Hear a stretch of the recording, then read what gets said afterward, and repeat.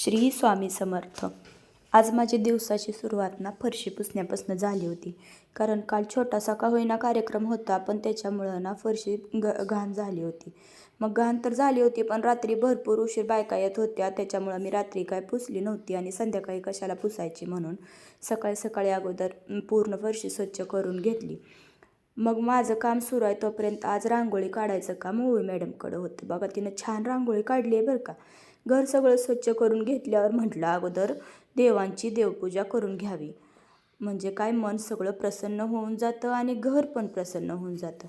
आता फुलं काय नव्हती, मम्मी परत थोड्या वेळानं फुलं पाठवून देते बाबाजवळ, तोपर्यंत मी अगोदर पूजा करून घेत असते. आणि काल भेटलेला लक्ष्मी मातेचा फोटो पण मी तिथं देवाजवळच ठेवला आहे, बघा कसा वाटतोय. तोपर्यंत ओवीची तयारी सुरू झाली होती, मला लसूण सोलायला द्यायचं. म्हटलं तू लसूण सोल, तोपर्यंत मी आपल्या दोघींसाठी कडक असा चहा बनवते, म्हणून मी चहा ठेवला. चहा चांगला शिजतोय तोपर्यंत म्हणलं कुकर लावावा. आज मला डाळ भात बनवायचा होता जेवणामध्ये. बरेच दिवस झालं डाळ भात खाल्लाच नव्हता, मग म्हटलं चला आज डाळ भात बनवूया.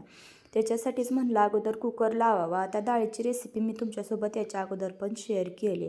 आणि चला तुम्हाला काल आलेले अजून फोटो दाखवावे म्हटलं. तसे तर मोठ्या ब्लॉगमध्ये दिसतीलच, पण अजून एकदा कुठे लावलेत ते. गणपतीचा फोटो बाहेरून आलेल्या अगोदर दिसतोय म्हणून दरवाजाजवळ पुढंच लावला आहे समोरच्या भिंतीला, आणि हा सिद्धनागेशाचा फोटो चौकटीच्या वर लावला आहे. हे 2 फोटो घरात लावल्यामुळं एकदम छान वाटायला लागले. तोपर्यंत आपली डाळ पण एकदम मस्त अशी शिजली होती आणि तयारी पण ओवीनं करून दिली होती. लसूण कोथिंबीर कुटून पण तिनं ठेवलं होतं. मग लगेचच म्हणलं डाळीला फोडणी घालून घ्यावी. मस्तपैकी डाळीला फोडणी दिली. कसा कलर आला ते कमेंटमध्ये सांगा. एकदम भारी झाली बरं का, डाळ वासावरनं समजते. मग काय आता स्वयंपाक तर लगेचच होतो, पण स्वयंपाक झाल्यावर किचन कट्ट्यावर झालेला पसारा काढायलाच भरपूर वेळ जातो. मग काय मी लागले होते त्याच कामाला. आता तुमच्या सगळ्यांचं बऱ्याच वेळा कमेंट यायला लागलेत की तुम्ही शाळेसाठी आलाय असं बोलताय, तर श्लोक कुठं आहे आणि श्लोकला तुम्ही का आणलं नाही. तुम्हाला तर माहितीच आहे श्लोक 4थीत आहे, आणि बऱ्याच जणांना असा हे गोष्ट माहिती पण असेल की आता 4थीची स्कॉलरशिपची परीक्षा यावर्षीच आहे.